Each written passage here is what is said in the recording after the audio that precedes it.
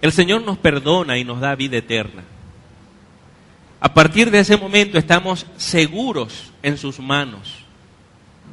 Si muriéramos hoy, sabemos a dónde iremos. Iremos al cielo con Dios eternamente, para disfrutar de todas las bendiciones que Él tiene para nosotros.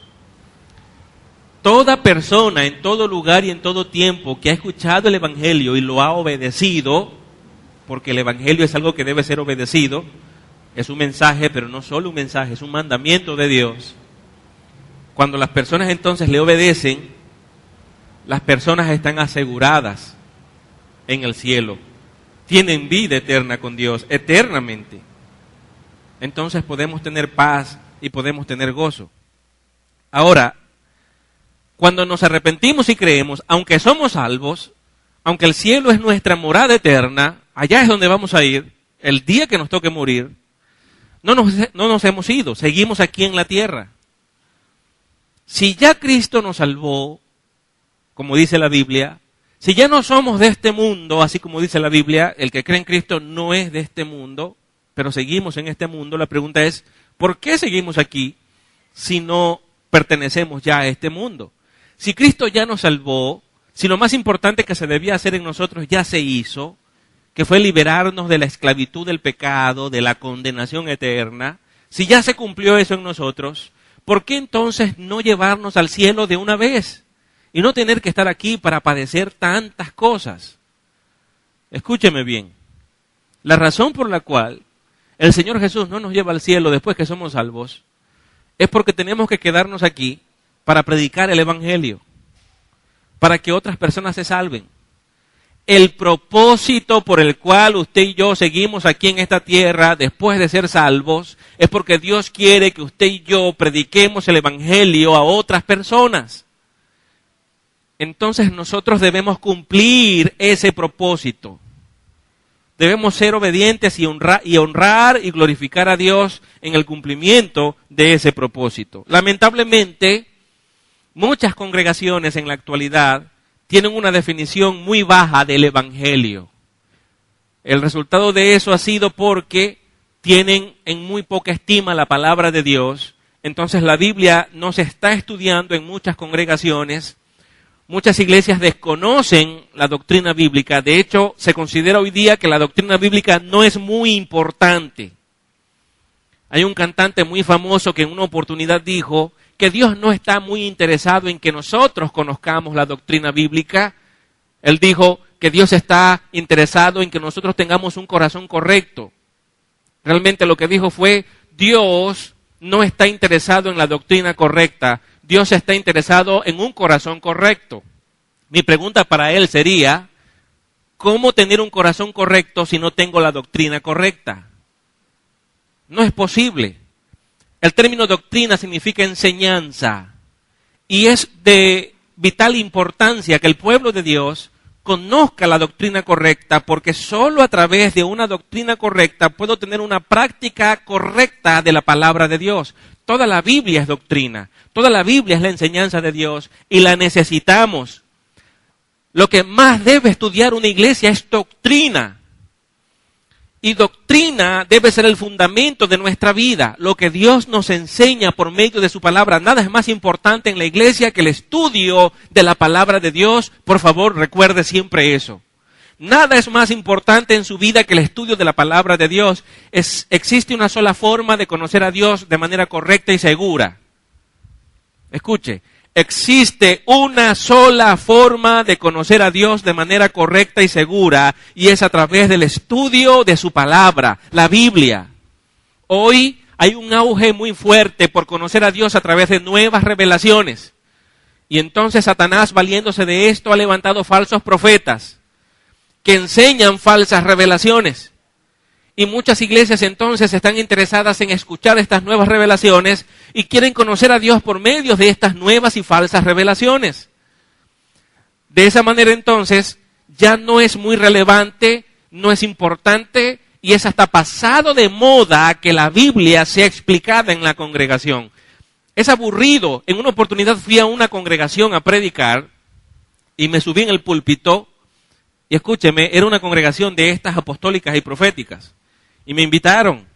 y yo voy a donde me inviten. Déjeme decirle que si los testigos de Jehová me invitan a un salón del reino a predicar, yo con gusto iría y me montaría en el púlpito y predicaría. Lo que no garantizo es cuánto tiempo me dejarían hablar, pero lo haría con gusto. Llevaría la verdad allá donde ellos están, con gusto lo haría. Ahora fíjese, fui a esta iglesia apostólica y profética y me subí a predicar, y como es de costumbre abrí la Biblia, leí el pasaje bíblico y comencé versículo a versículo a explicar lo que el pasaje bíblico dice. Eso es predicar. Y estaba aplicando la idea principal del pasaje a la vida de quienes me oían. Recuerdo que cuando terminé de predicar, yo bajé del púlpito y estaba una hermana hablando con otra, y seguramente no me habían visto, y una le decía a la otra, no me gustó para nada la predicación de ese hermano. Y la otra les dijo, a mí sí me gustó mucho. ¿Por qué no te gustó a ti? Ella dijo, porque no trajo nada nuevo. Predicó lo mismo que está en la Biblia. Fue muy aburrida la predicación. A mí me gusta cuando traen algo nuevo, algo fresco, acabado de salir del horno. Recuerdo lo que ella decía como si hubiese sido ayer o como si hubiese sido esta mañana. La gente está tan engañada que tienen su mirada puesta en nuevas revelaciones. Eso entonces ha bajado el concepto de Dios. La iglesia en América Latina, en su mayoría, las congregaciones no conocen a Dios porque no estudian la Biblia. ¿Adoran ellos? Bueno, al menos creen que están adorando, es lo que puedo decir. Pero lo que están cometiendo es un acto de idolatría. Porque para adorar es necesario conocer a Dios. Adorar es decirle a Dios lo que Él es y exaltarlo por lo que Él es. Y no podemos saber quién es Dios si no leemos la Biblia. Entonces, cuando cantamos, ¿qué le estamos diciendo a Dios? Pregunto. Por esa razón, muchos cantantes llamados cristianos, cuando escriben sus canciones, esa canción se la pueden dedicar a Dios o se la pueden dedicar a la novia. No hay ninguna diferencia. No mencionan en sus canciones ningún concepto bíblico vital. Así que la letra de las canciones de hoy se diferencian en gran manera de los himnos de la historia que han distinguido a la iglesia. Los escritores de los himnos en años pasados eran personas que tenían en alta estima la Biblia y la estudiaban durante horas diariamente. Ellos escribían lo que la Biblia enseñaba acerca de Cristo, o lo que la Biblia enseña acerca de Cristo. Lo que ellos aprendían del Espíritu Santo, lo que aprendían de Cristo, lo que aprendían de Dios, que lo leían en las Escrituras, ellos lo escribían y entonces lo daban a conocer de manera cantada. Esos son los coros e himnos que la historia nos ha dejado, que expresan quién es Dios y que está en armonía con lo que la Biblia nos comunica a nosotros. De hecho, muchas de las canciones son salmos literales a los que no se les cambió nada, sino que fueron extraídos de allí y los cantamos. Los salmos son canciones que los hombres de Dios en el pasado le cantaban a Dios. Pero hoy mucho de eso ha cambiado, y es porque la Biblia ha sido relegada a un segundo plano y se ha dado lugar a otro tipo de mensaje de superación personal y de psicología y de un montón de cosas que la gente tiene comezón de oír. En una oportunidad un joven por correo me hizo una pregunta, por el chat del Facebook. Muchos jóvenes algunas veces me hacen preguntas sobre la Biblia de manera privada. Y entonces este joven me dijo, Pastor Tony, ¿cómo está? Usted no me conoce, pero quiero hacerle una pregunta. ¿Cómo puedo hacer? ¿Qué libro me recomienda usted que debo leer, estudiar, para poder tener una mayor comprensión del Evangelio? ¿Qué me recomienda usted? Y yo le dije, yo te recomiendo que para que puedas tener una mayor comprensión de la Biblia, del Evangelio, tú leas la Biblia. Y particularmente la carta a los romanos, le dije yo. Este joven se molestó y nunca más volvió a escribirme. De hecho, me hizo ver por un mensaje que me envió que yo lo había irrespetado con eso. Fíjese cómo desestimamos de esa manera a la Biblia. Queremos encontrar un mejor autor aparte de la Biblia, queremos encontrar un mejor libro aparte de la Biblia que nos diga a nosotros las claves de cómo entender mejor el Evangelio, cuando realmente la Biblia es el mejor libro. Pablo, en una oportunidad, decidió escribir una carta a la iglesia que se encontraba en Roma. Y fíjese, muchas personas podrán preguntarse cómo se relaciona la carta a los romanos conmigo. ¿Qué tiene que ver esa carta conmigo hoy? Una carta que fue escrita hace aproximadamente 2000 años atrás. ¿Qué puede decirme esa carta hoy a mí? Déjame decirte que puede decirte mucho por varias razones. Número 1, porque tú eres parte de la iglesia y el apóstol Pablo escribió a una iglesia. Por lo tanto, es una carta que también es para ti hoy. El apóstol Pablo fue inspirado por el Espíritu Santo y esa es la segunda razón. La carta a los romanos es la palabra de Dios. Muchas cosas cambian, pero la palabra de Dios permanece para siempre. La palabra de Dios tiene el poder en sí misma de transmitir vida. Pablo mismo en Romanos capítulo 1, en el versículo 16, él dice, no me avergüenzo del evangelio porque es el poder de Dios. El término evangelio es la buena nueva, el mensaje de Dios. Es la palabra de Dios que tiene poder. Pablo dijo, es el poder de Dios. Es un artículo definido. La versión de las Américas lo traduce de esa forma, literalmente del griego. La palabra de Dios tiene vida, tiene poder en sí misma para transformar la vida de quienes la oyen y la obedecen. Esa es la segunda razón por la cual debemos estudiar la epístola a los romanos. La tercera razón por la que debemos estudiarla es porque la iglesia en Roma se estaba enfrentando a circunstancias que en cierto modo eran muy parecidas a las circunstancias que nosotros también enfrentamos hoy día. Ciertamente la cultura era muy distinta, la manera de pensar de ellos era básicamente distinta también, pero eran seres humanos como nosotros, que tenían emociones como nosotros, que tenían necesidades también como nosotros y que se estaban enfrentando a problemas económicos y a problemas políticos y sociales, así como nosotros. Entonces, cuando encontramos eso, vemos que Pablo escribió a personas que eran como nosotros. ¿Cómo era la iglesia en Roma? ¿Cómo se formó? ¿Cómo llegó a ser esa iglesia en Roma? Ningún apóstol había ido a Roma hasta que Pablo fue.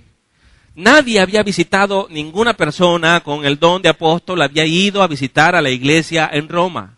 ¿Cómo sabemos eso? Bueno, en primer lugar, porque Pablo, él procuraba no edificar sobre fundamento ajeno. Él no iba a las iglesias de Pedro o de Juan para establecer allí fundamentos. Él no hacía eso. Él siempre iba de un lugar a otro predicando el evangelio, fundando iglesias. Y a esas iglesias Pablo enseñaba. Aunque ciertamente sus cartas eran leídas en todas las congregaciones a donde las copias de estas cartas podrían ser llevadas. Pero escuche bien. En Pentecostés, cuando el Espíritu Santo descendió sobre la iglesia que estaba reunida, los 120, ellos recibieron el Espíritu Santo. La Biblia en Hechos nos cuenta que Pedro, tomado por el Espíritu Santo, salió del aposento alto y comenzó a hablarle alrededor de 3,000 personas que estaban allí viendo lo que ocurría. Y Pedro les presentó el Evangelio y los llamó al arrepentimiento y a la fe en el Señor Jesucristo. Esas personas ese día se arrepintieron y creyeron. Y como muestra de eso, el Espíritu Santo descendió sobre esas personas. Se cree que de esas personas que ese día recibieron la predicación del Evangelio, llegó la iglesia a Roma. Habían personas de muchos lugares en ese momento. Y cuando recibieron la palabra, ellos fueron a Roma y comenzaron a congregarse en hogares. Por favor, no quiera usted pensar que en esa época habían templos como tenemos nosotros hoy. Y de comenzar a imaginar templos en varias partes de la ciudad de Roma, donde habían iglesias bautistas y protestantes y pentecostales y de la organización Obice y ese tipo de cosas. No existían las denominaciones. Había una iglesia cristiana, punto. El término evangélico para ese momento ni siquiera era usado. Era una iglesia cristiana y que el término cristiano para referirse a los discípulos de Cristo se utilizó tiempo después, cuando ya Pablo se había convertido y cuando él había ido a Antioquía. A él y a Bernabé y a otros que andaban con ellos lo llamaron por primera vez cristianos, porque ellos eran discípulos del Señor Jesús. Y así es como las iglesias llegaron a ser también denominadas iglesias cristianas. Para este momento en Roma y en muchas partes de ese mundo conocido a donde la iglesia había llegado, las iglesias funcionaban en casas. No habían templos. Con el pasar de los años, por la costumbre que ya había en Israel de tener sinagogas, entonces las iglesias comenzaron a hacer templos, lugares que eran específicamente para reunirse y para estudiar la palabra de Dios. Esto surgió por la costumbre de haber establecido sinagogas, pero eso sucedió tiempo después. Para este momento las iglesias funcionaban en las casas de las personas. Así que Pablo, cuando escribió Romanos, escribió a varios grupos de personas en Roma que se encontraban en varias casas. Así era. Entonces, escuche, estas personas escucharon a Pedro en la predicación de aquel día en Pentecostés. Muchos de ellos fueron a Roma, muchos de ellos predicaron el evangelio en Roma, y de esa manera se establecieron iglesias en los hogares, varias iglesias. Cuando Pablo escribe, entonces, no está escribiendo a una iglesia local específica, está escribiendo a varias iglesias que están en Roma. Por lo tanto, la carta tiene que haber rodado en varios de esos lugares, para que entonces ellos, la iglesia en Roma como tal, pudiese escuchar lo que Pablo les estaba enseñando. ¿Por qué razón les escribió Pablo esta carta? Bueno, les escribió porque quería compartir con ellos algún don. Quería cimentarlos. Al no haber sido fundamentados por ningún apóstol, Pablo vio la necesidad de estar con ellos y de establecer ese fundamento en esa iglesia. Por esa razón les escribe. Él quería enseñarles el concepto propio del evangelio, que tuviesen una definición mucho más profunda de lo que Dios enseñaba. Acuérdese que hoy muchos de nosotros tenemos la Biblia desde Génesis hasta Apocalipsis. Entonces usted viene a la iglesia y usted toma su Biblia y viene y el pastor va a predicar y usted abre la Biblia con el pastor, pero no era así en esa época. No tenían Biblia los creyentes. Apenas el Nuevo Testamento estaba por comenzar a escribirse. Los apóstoles, los discípulos de Jesús, como Mateo, Juan, ellos, Marcos, que fue amanuense de Pedro, Lucas, que fue un investigador y escribió posteriormente, y él fue un discípulo de Pablo, ellos comenzaron a escribir los evangelios al final de sus vidas. Mateo o Marcos, que se cree que fue el primero que escribió, él no escribió de una vez. Cuando los apóstoles estaban envejeciendo, la iglesia vio una necesidad de que las enseñanzas apostólicas quedaran por escrito, que no fueran a morir estos santos hombres sin haber dejado la verdad congelada, escrita para la iglesia. Y es así como comenzaron a escribirse los evangelios y las iglesias comenzaron a guardar estos pergaminos. De esos pergaminos comenzaron a hacerse copias y esas copias comenzaron a ser llevadas a varios lugares y atesoró la iglesia los evangelios. No obstante, escuche, no fueron los evangelios los primeros en escribirse tampoco. No del Nuevo Testamento. Se cree que el primer evangelio que se escribió fue el de Marcos, posteriormente el de Mateo. Luego escribió Lucas. Al final ya, siendo ya un anciano, se escribió el evangelio de Juan. Pero escuche, según los eruditos y el estudio histórico que ellos han realizado, el primer libro del Nuevo Testamento que se escribió fue la epístola de Santiago, el hermano de Jesús. Fue el primero en escribir. Por esa razón, cuando nosotros leemos la epístola de Santiago, este hermano de Jesús escribió sumergido en una cultura hebrea. Y eso porque como fue la primera carta escrita, el evangelio aún no se había extendido al mundo gentil y quienes se encontraban dentro de la iglesia eran casi completamente judíos, todos los que allí estaban. Posteriormente sería Pablo quien predicaría el evangelio al mundo gentil y entonces los apóstoles del Señor llegarían a comprender que la predicación del evangelio no era solamente para la nación de Israel, sino para todas las naciones del mundo, y esto también fue un punto difícil de entender. Así que las iglesias entonces no tenían una Biblia como la tenemos nosotros hoy. Cuando empezó a escribirse, que fue mucho tiempo después, tenían algunos pergaminos. Así que usted se podía imaginar que llegaba el anciano de la iglesia o el pastor y sacaba un pergamino y probablemente ese pergamino era la epístola de Santiago y no tenían nada más. Eso era lo único que podían estudiar. Las verdades enseñadas por los apóstoles acerca de la vida de Jesús y sus milagros y sus prodigios y todas las obras que él hizo, las memorizaban de manera oral. Ya era una costumbre en la nación de Israel que eso se hiciera de esa manera, porque ellos ya lo tenían en la sangre, por decirlo de alguna forma. Se habían acostumbrado a memorizar la ley. desde pequeñitos. De hecho, las familias judías celebran una fiesta, y todavía lo hacen hoy. A los 13 años de edad, del niño varón cumplirlos, se hace la fiesta del Bar Mitzvah, que significa hijo de la responsabilidad. Es el momento en el cual los padres dejan de ser responsables ante Dios por la crianza del niño, y el niño entonces, a través de recitar un montón de textos del Antiguo Testamento, él mostraba que era perfectamente responsable delante de Dios para obedecerlo. Y de esa manera el niño llegaba a ser un adulto. Así que desde pequeños estaban acostumbrados a memorizar. Ahora escuche, cuando los apóstoles comenzaron a hablar sobre la vida de Jesús, para los judíos no era difícil escuchar la historia y aprendérsela literalmente de memoria. Nosotros no tenemos esa disciplina.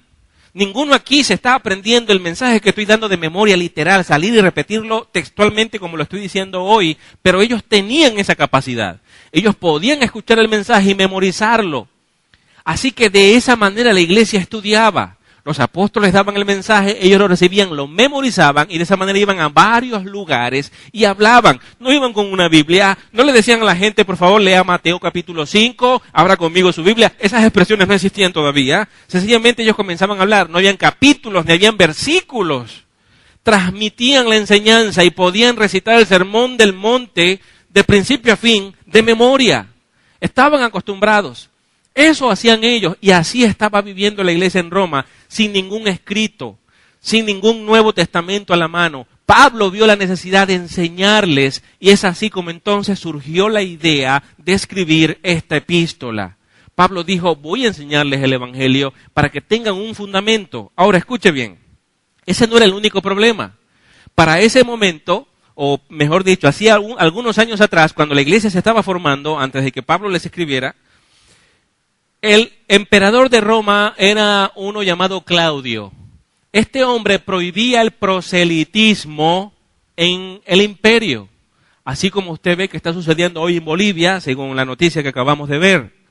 Allí el presidente Evo Morales y su gabinete de gobierno, ellos han establecido una ley que prohíbe que se haga cualquier tipo de proselitismo a cualquier forma de grupos que se puedan estar armando, incluso grupos religiosos. De esa manera entonces la evangelización queda prohibida. Allá en el Imperio Romano no se podía hacer proselitismo, este emperador Claudio no lo permitía, entonces no se podía predicar el evangelio abiertamente. A causa de eso, escuche, la iglesia inicialmente era judía. Quienes se convirtieron en Jerusalén por la predicación de Pedro eran judíos que habían venido de muchas partes. Entonces era mayoritariamente gente judía la que estaban en cada una de las casas reuniéndose. Se desata una persecución porque ellos estaban predicando el evangelio y tuvieron que salir corriendo de Roma. La persecución fue en contra de los judíos porque al principio se confundía el cristianismo con el judaísmo. Lo que hizo también que los judíos, que no eran cristianos, le tuviesen mucho odio a los cristianos porque les estaban generando problemas. Y porque torcían, o pensaban ellos, que los cristianos torcían las enseñanzas que ellos habían guardado durante siglos. Ahora escuche, los judíos se van de Roma, y unos pocos gentiles que habían escuchado el evangelio fueron los que quedaron. Ellos comenzaron a transmitir las verdades que tenían, y la iglesia comenzó a crecer nuevamente en Roma, pero ya no eran judíos, ahora era una iglesia gentil. Debido a la persecución, aquella iglesia judía se convierte en una iglesia gentil. Claudio muere, y quien sube al trono es un emperador llamado Nerón. Pero Nerón tenía muchos problemas internos en el gobierno. Gente que estaba oponiéndosele para que él no llegara a ejercer su autoridad como quería. Así que tuvo muchas luchas internas. Y eso hizo que Nerón quitara su mirada del problema social y no mirara mucho a los cristianos.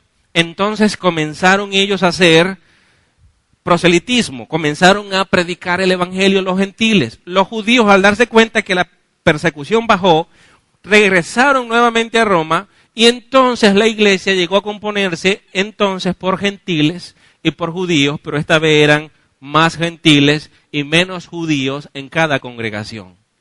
Esa parte de la historia es importante entenderla, porque cuando Pablo está escribiendo la carta a los romanos, él no solamente se está dirigiendo a judíos, está hablando también con gentiles. Así que habían dos facciones en cada congregación romana. Estaban allí los judíos que habían recibido la ley y estaban allí los gentiles que eran llamados los sin ley. Porque para los judíos los gentiles no habían recibido la ley nunca y entonces valían menos. Pero entonces había un problema. Fíjese lo que está sucediendo dentro de la iglesia. Los judíos decían que los gentiles valían menos porque ellos no habían recibido la ley de Dios, y los gentiles decían que los judíos valían menos porque Dios los había desechado, porque habiendo recibido la ley no la obedecieron, y entonces ahora Dios le había dado la oportunidad a los gentiles. Y de esta manera había cierto enfrentamiento entre los hermanos en la iglesia. Así que cuando nosotros hablamos de divisiones en la iglesia hoy día, nos damos cuenta que esto no es nuevo, surgió en aquella época. Así que Pablo está escribiendo una iglesia que tenía ciertos conflictos de etnias dentro de la congregación. Cierta discriminación había de parte y parte, y Pablo tenía que acabar con eso, enseñando la verdad del Evangelio y enseñando el plan que Dios tiene para el mundo en general, y por supuesto también el plan que Dios tiene para Israel. Porque Dios no ha desechado a su nación, Dios tiene un plan con la nación de Israel. Y es importante que nosotros también podamos entender eso, porque eso se relaciona mucho con nosotros hoy. De hecho, se relacionará en gran manera con nosotros en el futuro. El plan que Dios tiene con Israel no solamente afecta a nuestro presente hoy, afectará en gran manera también nuestro futuro. Cuando hablamos, por ejemplo, del reino milenial, escuche, Cristo vendrá un día y establecerá su reino sobre esta tierra por un periodo de 1000 años. Y lo hará ¿por qué? No para cumplir promesas dadas a la iglesia evangélica, no es para su iglesia, es porque Dios ha prometido cosas a la nación de Israel. Los 1000 años son el cumplimiento de las promesas que Dios hizo a la nación de Israel. Sin embargo, esos 1000 años serán de gran bendición también para la iglesia. Por lo tanto, es importante que la iglesia comprenda el plan que Dios tiene con esta nación, porque lo que tiene que suceder allí nos va a afectar a nosotros también de manera muy positiva. ¿Me oye?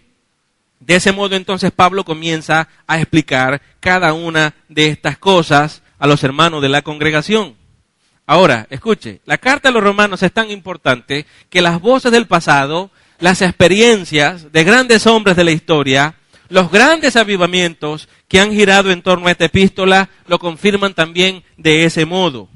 Fíjese, en septiembre del año 386 después de Cristo, un nativo del norte de África, que tuvo muchos años como profesor en una universidad en Italia, este hombre se fue al jardín de un buen amigo, y estando sentado allí, lloraba debido a los muchos pecados que él había cometido, y escuchó que un niño en el jardín de al lado estaba cantando la expresión toma y lee, cantaba el niño. Él, agobiado por sus pecados y muy entristecido, escuchaba al niño cantar, y al mirar a un lado se encontró con un rollo de pergamino que había. Lo tomó y lo abrió, y era un fragmento de la epístola a los romanos.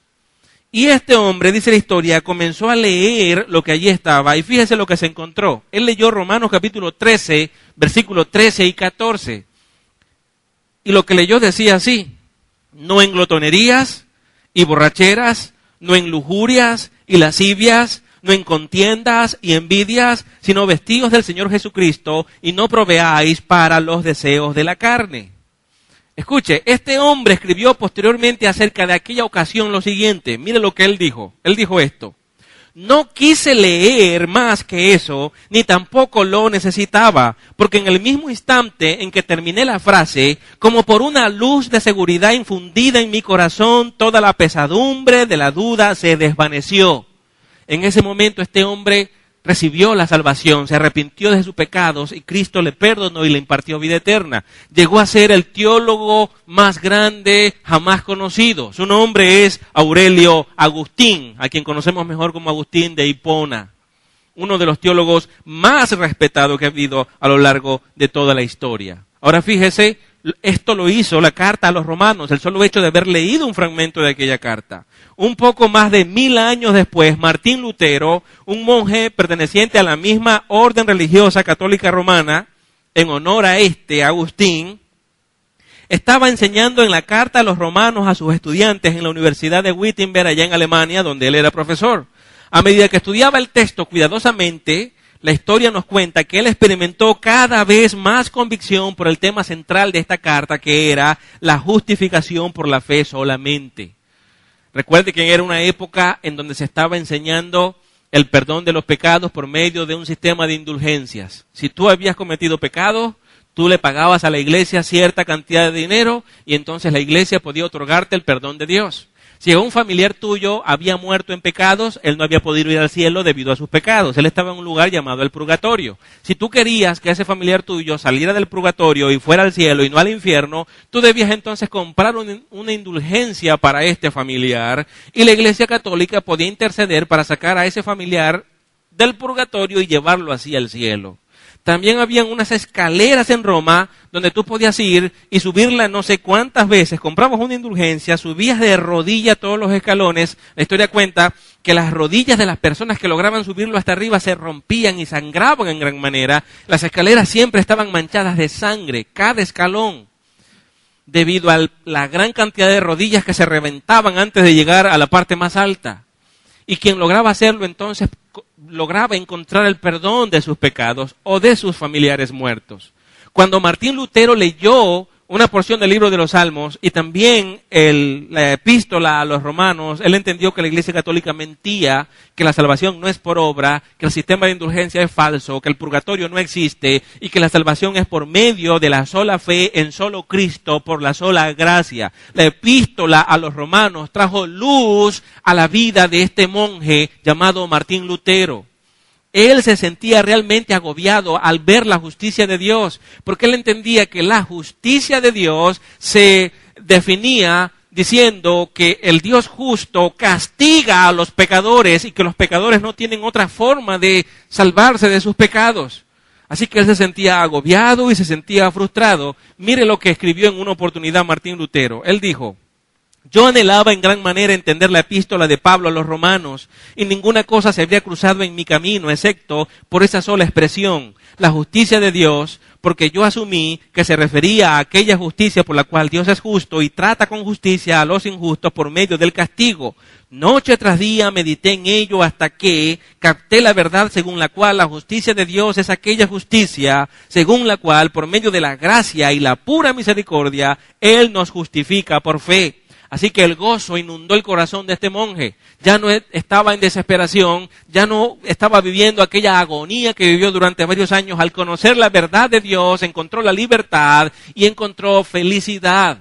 Eso no solamente es una verdad para Martín Lutero, fíjese, fue una verdad para Agustín en el siglo IV y luego, más de 1000 años después, fue una enorme verdad para Martín Lutero en el siglo XVI. Y es una enorme verdad para nosotros hoy, en pleno siglo XXI, cuando entendemos las enormes bendiciones que Dios nos da a través de su santo evangelio, podemos experimentar verdadera libertad de toda la agonía o de todos los problemas que esta sociedad en que vivimos nos pueda presentar. Escuche, el evangelio no solo es un mensaje que usted necesita para recibir salvación. Presta atención, el evangelio es el fundamento mismo de nuestra vida cristiana. Necesitamos el evangelio para ser salvos, pero también necesitamos el evangelio para crecer en salvación.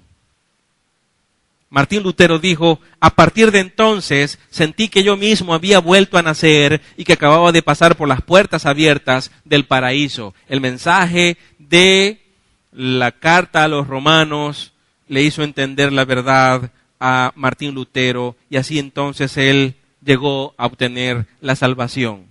Juan Wesley también fue un famoso predicador y durante su época hubo un gran avivamiento patrocinado principalmente por él. Comprendió la verdad de Dios y siendo ya un ministro, él leyó o escuchó a alguien en cierta calle leer el prefacio de Martín Lutero en su libro Comentario a los Romanos y aquello arrojó mucha luz a su manera de pensar. Y entonces cambió radicalmente su modo de vida y su estilo de predicación y su mensaje.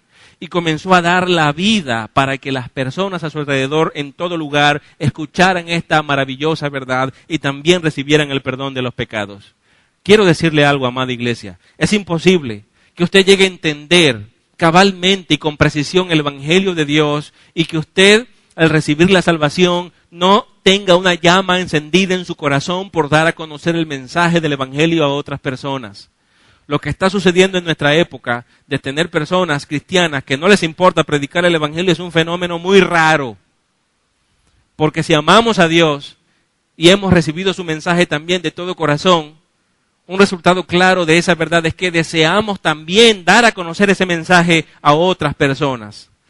Al tratar de estimar la importancia de la carta a los romanos, mire lo que dijo Juan Calvino, un teólogo que vivió en la misma época de Martín Lutero. Él dijo: cuando cualquier persona adquiere un conocimiento de esta epístola, se abre ante él una puerta de acceso a los tesoros más recónditos de las Escrituras. Así que para Juan Calvino, la epístola a los romanos era un lugar donde habían muchas verdades de enorme valor. ¿Cómo nosotros vamos a desestimar la lectura de la palabra de Dios? ¿Cómo nos vamos a apartar un tiempo diariamente para meditar en ella, sobre todo en esta maravillosa carta? Martín Lutero, entre las muchas cosas que dijo, él también dijo: Romano es la parte central del Nuevo Testamento y es el evangelio más puro. Así que cuando queremos entender el evangelio, ¿qué significa? Cuando queremos saber cómo presentar la verdad del evangelio a otra persona, lo que debemos hacer es venir a la epístola de los romanos y estudiar lo que Pablo nos enseña allí. Otros llamaron a Romanos la catedral de la fe cristiana. Otros han dicho de Romanos que es la columna vertebral del evangelio de Dios. El evangelio de Dios es algo importante. El término evangelio en griego, evangelion, significa buenas nuevas. Cuando un emperador ascendía al trono, salía siempre un anunciante a las calles a decirle al pueblo: Evangelion, Evangelion, hay un nuevo emperador, era el mensaje. Cuando él decía Evangelion, estaba diciendo: tengo una buena noticia, tengo una maravillosa, una muy buena noticia que alegrará a los corazones de las personas. Así también cuando nacía el hijo de un rey, se proclamaba diciendo Evangelion, porque era una buena noticia que alegraba. Así el evangelio es una buena noticia que alegra el corazón, que puede libertar las almas del pecado y el castigo eterno.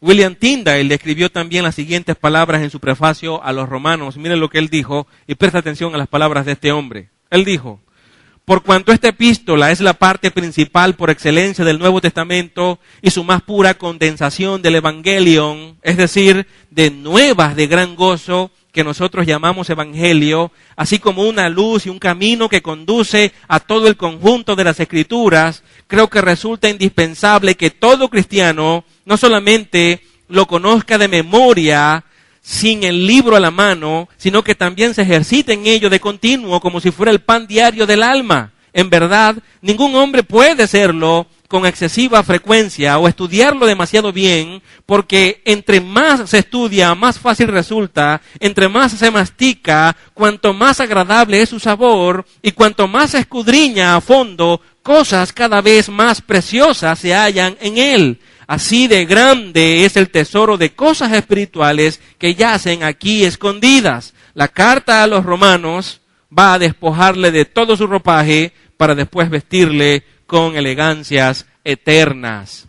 William Tyndale fue una de las personas que llegó a conocer el evangelio y amarlo tanto que arriesgó su vida por traducir la palabra de Dios en el idioma inglés. Fue perseguido, fue amenazado para morir, torturado por aquella empresa que había decidido llevar a cabo, pero no se rindió, arriesgó su vida y tradujo las Escrituras. Ahora, Romanos, escuche, es tan teológico que cita el Antiguo Testamento en unas 57 ocasiones más que cualquier otro libro del Nuevo Testamento. Fíjese el gran conocimiento del apóstol Pablo. Él estaba siendo inspirado por Dios, pero al mismo tiempo Dios está usando todo el conocimiento que este hombre tenía. Tiene 57 citas más que cualquier otro libro del Nuevo Testamento. Dios ofrece, escuche, la palabra Dios en la epístola a los romanos aparece 154 veces. El término ley aparece 77 veces. Cristo aparece 66 veces. El término pecado, una palabra que quieren borrar de la presentación del Evangelio hoy día, muchos pastores y muchos teólogos liberales y muchos falsos profetas hoy no quieren hablar de la palabra pecado porque les parece ofensiva. Y muchos de ellos sugieren que cuando prediquemos el Evangelio no usemos esa palabra, que prediquemos el Evangelio de otra manera, aconsejan ellos. Pero miren cuántas veces usó Pablo esta palabra en su presentación del Evangelio en Romanos. 45 veces. ¿Me oye? Y el término fe lo usó 40 veces. El punto aquí es que Pablo confrontó el pecado con mucha claridad, con fuerza, y llamó al arrepentimiento y llamó a la fe, y no dejó dudas acerca de que no existe obra alguna que el ser humano pueda hacer para obtener la salvación. El ser humano solo puede salvarse gracias a los méritos de Cristo en la cruz del Calvario, gracias a lo que hizo el Señor en la cruz. ¿Me oye? El ser humano es culpable y debe arrepentirse, y eso lo deja Pablo claro allí en la epístola. Romanos responde a muchas preguntas acerca del hombre y acerca de Dios. Algunas de ellas voy a mencionar aquí. ¿Cuáles son esas preguntas? Fíjese bien. Número 1, ¿cuáles son las buenas nuevas de Dios? ¿Cuál es el mensaje del Evangelio? Esa respuesta está en toda la epístola. Número 2, ¿Jesús es Dios en realidad? ¿O acaso los arrianos en la historia tienen la razón de que Jesús no es Dios, o los testigos de Jehová? Otra pregunta, ¿cómo es Dios? ¿Queremos conocer a Dios? ¿Queremos conocer su misericordia? ¿Queremos conocer su justicia? ¿Queremos conocer su santidad? Pablo habla sobre eso en la epístola a los romanos. Y tú y yo necesitamos conocer a Dios. No podemos obedecer a Dios si no lo conocemos. No podemos adorar a Dios si no lo conocemos. No podemos ser una iglesia madura y saludable si no lo conocemos. La epístola a los romanos nos enseña quién es Dios.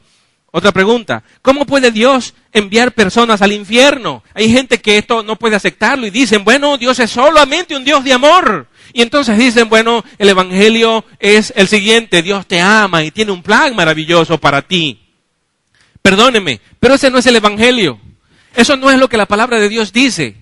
Y la Biblia no dice tampoco en ninguna parte de que Dios ame al pecador y aborrece el pecado, como ya expliqué en un mensaje anterior. Eso lo dijo fue Gandhi. No está en la Biblia. La frase, Dios ama al pecador, pero aborrece el pecado, dijo R.C. Sproul, tiene un enorme problema teológico, dijo R.C. Sproul.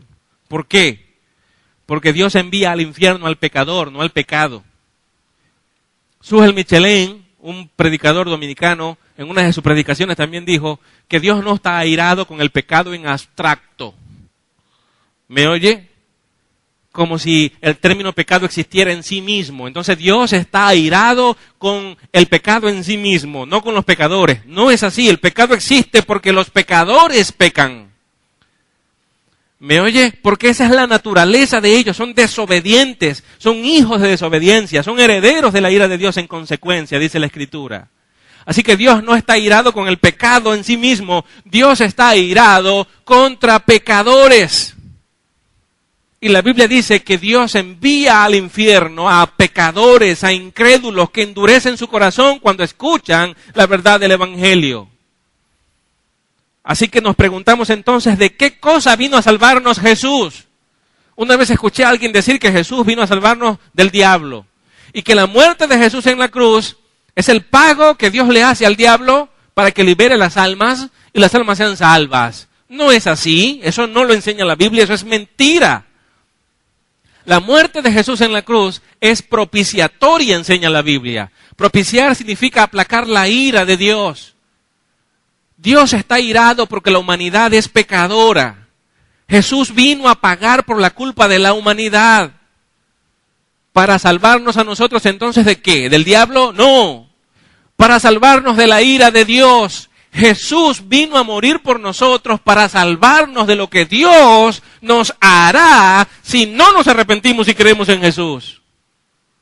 Y entonces alguien dice, no, pero ese no es el Dios de amor que yo conozco. Bueno, entonces el Dios que tú conoces es un Dios falso. Es el Dios que enseña la Biblia. Es el Dios que va a castigar a esta humanidad porque no se arrepiente.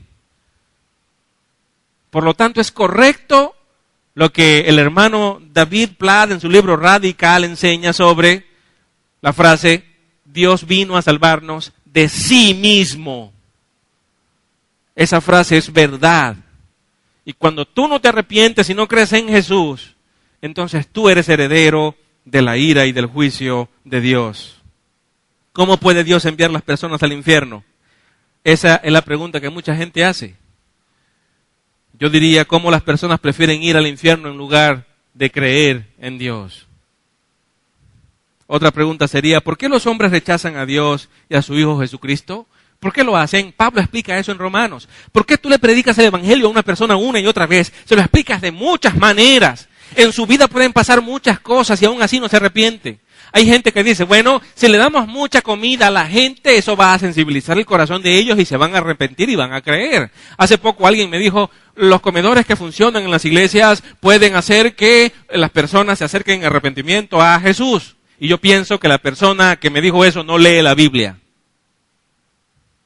Porque eso no es lo que enseña la Escritura. El corazón del hombre está esclavizado al pecado y él no puede venir a Dios. ¿Y sabe por qué no puede? Porque no quiere. ¿Y sabe por qué no quiere? Porque su naturaleza pecaminosa lo único que le hace desear es el pecado, no a Dios.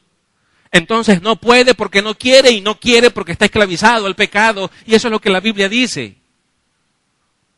Necesitamos ser libertados. Necesitamos que las cadenas que nos atan al pecado se rompan, y eso es algo que solo el Espíritu Santo de Dios puede hacer por medio de la regeneración, cuando cambia las inclinaciones de nuestro corazón para que voluntariamente podamos ir a Dios en fe. ¿Me oye? Esa es la verdad. Hay quienes dicen también que una persona puede arrepentirse de sus pecados y creer en Jesús si llegara alguna enfermedad a su vida, o si alguna situación crítica de tal magnitud que lo haga humillarse ante Dios. Bueno, eso tampoco funciona de ese modo. No es así. He visto gente morir en agonía, sacudidos por un cáncer.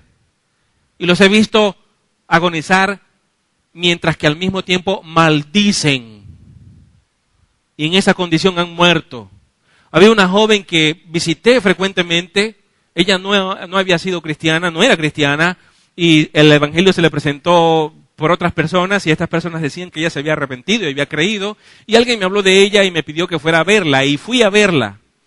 Y fui varias veces a verla, ella estaba postrada en cama y oramos muchas veces por ella y muchas veces le presenté el Evangelio. Ella mejoró y se levantó de la cama. Y las primeras semanas después de estar bien ella se congregaba. Pero ¿sabe qué sucedió después? Cuando ya se vio que estaba muy bien, ella no volvió más nunca a la iglesia y volvió a su vida licenciosa. Volvió a fumar, volvió a beber, volvió a su vida con su esposo que tenía. Pero aparentemente el esposo le estaba siendo infiel a ella. Así que ella comenzó a hundirse en una amargura hacia su esposo terrible a causa de la infidelidad de él. Y entonces ella volvió a recaer. El cáncer hizo metástasis y ella volvió a recaer. Otra vez postrada en cama. Otra vez a visitarla, otra vez a presentar el Evangelio nuevamente, porque se había evidenciado que no era cristiana, pero esta vez ella no quiso escuchar el Evangelio. Esta segunda vez que estaba postrada en cama, ella no quiso recibir visitas de cristianos. Esta vez ella estaba llena de odio, y su odio era hacia su marido, porque estando en cama se enteró que él andaba con otra mujer. Y entonces ella, o al menos ya tenía la seguridad de que sí andaba con otra mujer. Y el día que ella murió, su marido estaba a su lado y ella estaba agonizando y ella lo tomaba de los brazos y lo apretaba durísimo y lo maldecía una y otra vez. Y maldiciéndolo le decía, yo voy a morir y tú vas a vivir, y entonces lo maldecía aún más. Y en ese estado de extrema amargura y de odio hacia su marido y de mucha rabia, esta mujer murió. ¿Cómo vamos a decir que una enfermedad puede hacer que las personas se arrepientan y vengan a Cristo? Escúcheme, hermano, la Biblia dice que solamente el Espíritu Santo puede hacer que el nuevo nacimiento suceda en una persona. Solo el Espíritu Santo, y lo hace por voluntad divina. Así que no es una enfermedad, no es darle comida a la gente, es el Espíritu Santo quien obra. Ahora, ¿debemos ser bondadosos? ¿Debemos bendecir a todas las personas? ¿Debemos nosotros hacer actos de bondad para que eso fortalezca el testimonio y el mensaje que predicamos pueda ser creído por una vida que evidencia que hemos creído realmente ese mensaje, sí, todo eso es necesario, pero jamás debemos pensar que porque hacemos actos de bondad, eso es lo que hace que las personas se arrepientan y vengan a Cristo. No es así, es el Espíritu Santo de Dios. Otra pregunta que responde Romanos es, ¿por qué hay religiones falsas e ídolos? ¿Sabe usted por qué hay tantas religiones falsas? ¿Entiende eso usted? Romanos lo explica. ¿Cuál es el pecado más grande del hombre? Esa respuesta está también allí, en la epístola a los Romanos. Otra pregunta, ¿cuál es el parámetro conforme al cual Dios juzga a las personas? ¿Cuál es ese parámetro? Muchas personas tienen una definición errónea de ese parámetro y por eso viven de manera equivocada también. Necesitamos comprender el estándar que Dios nos ha dado. ¿Cuál es el estándar que Dios nos dio para que nosotros realmente tengamos vidas cristianas obedientes y fructíferas? Dios nos ha dado un parámetro. ¿Cuál es? ¿Lo conocemos? La respuesta, lamentablemente, en la mayoría de los cristianos es que no saben cuál es el estándar de Dios o el parámetro porque no leen las Escrituras. Romanos nos muestra ese parámetro. Otra pregunta, ¿cómo puede una persona que nunca ha escuchado el Evangelio tener responsabilidad espiritual? Esa es una pregunta que hacen muchas veces. Una persona que vive en una selva y el Evangelio nunca se le ha predicado y muere, ¿cómo es posible que Dios lo envíe al infierno? ¿Por qué razón? ¿Por qué no le deja entrar al cielo? Él no tiene culpa, nunca escuchó el Evangelio. Déjeme decirle una cosa, no habrá escuchado el Evangelio nunca, pero culpable de pecado es, porque sobre esta tierra no ha nacido uno solo que sea inocente. Todos somos culpables. ¿Me oye?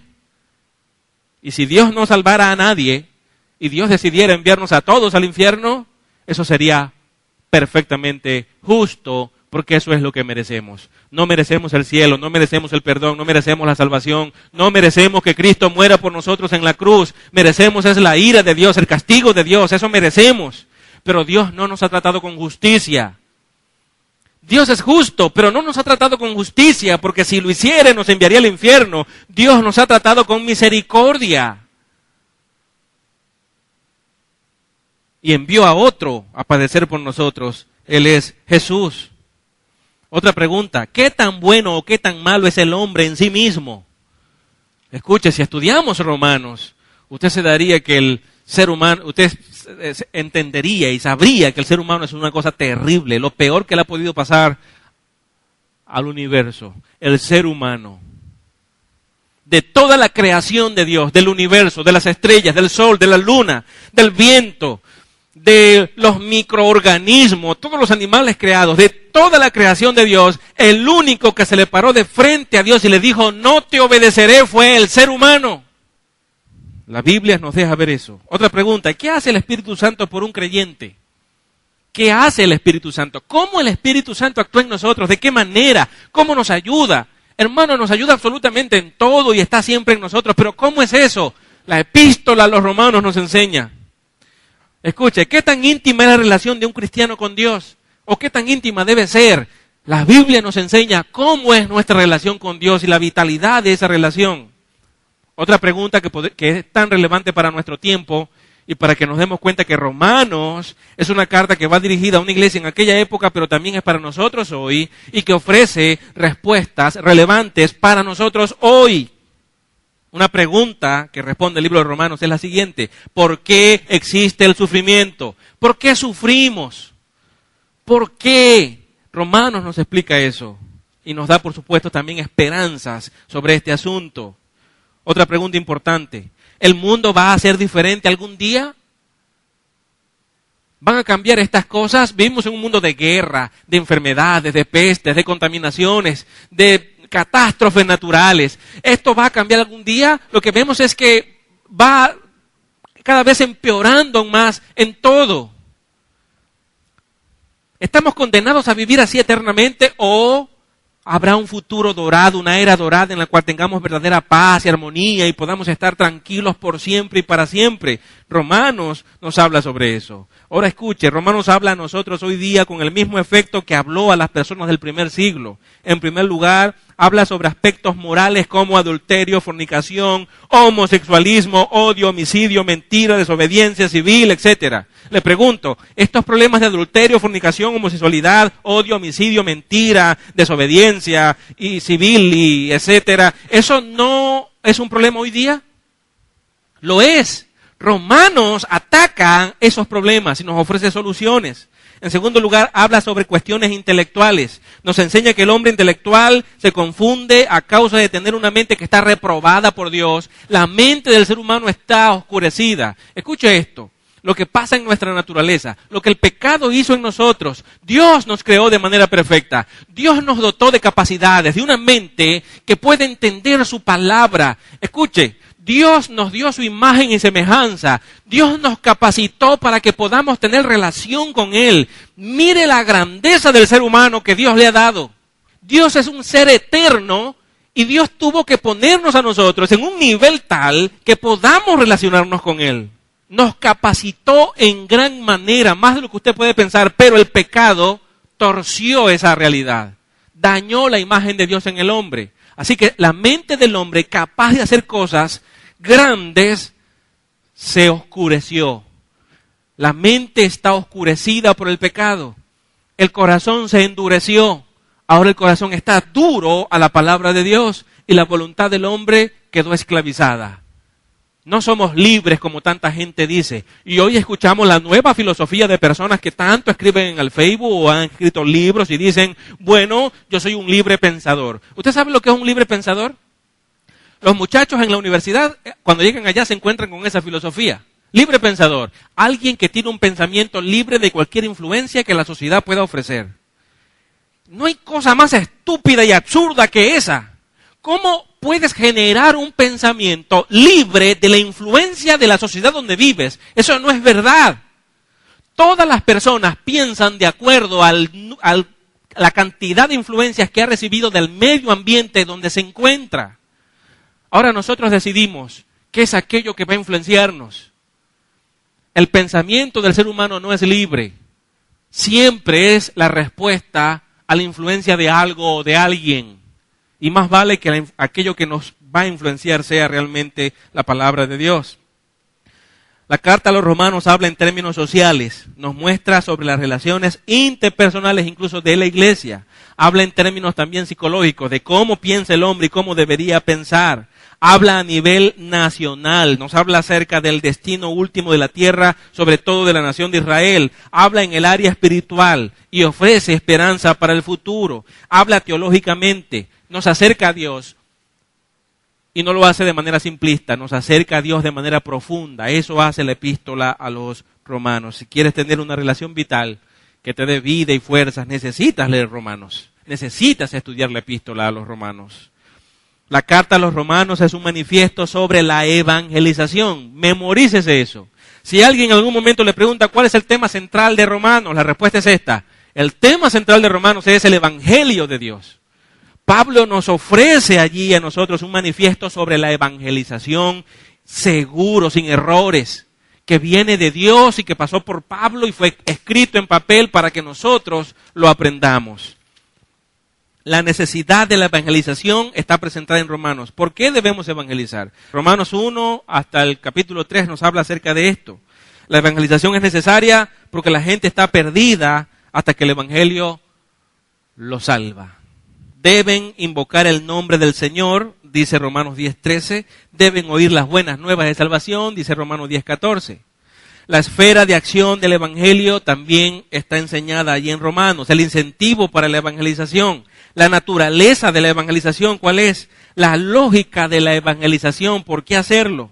El resultado de la evangelización, Romanos lo enseña. La esperanza de la evangelización.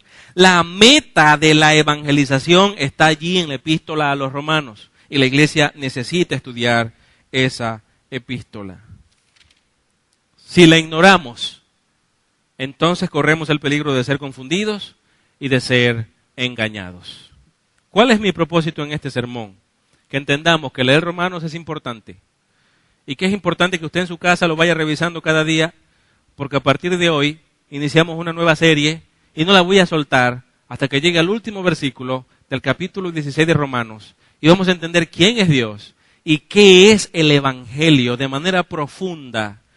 Porque si usted sigue esta serie que se empezó hoy, usted va a entender lo que significa en profundidad cada versículo de cada capítulo de la epístola a los Romanos. Amén. Póngase de pie, por favor. Oremos. Amado Padre Celestial, te damos gracias por tu palabra preciosa.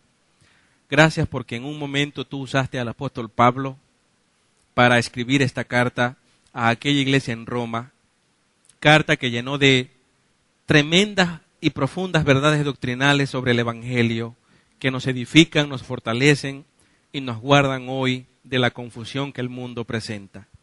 Te pedimos, amado Dios, que tu Espíritu Santo nos guíe por medio del estudio que vamos a realizar versículo a versículo en esta carta, y que nuestra comprensión de tu Evangelio, Señor, sea cada vez más profunda y más clara, y que tu Espíritu Santo nos mueva también a darlo a conocer a otras personas.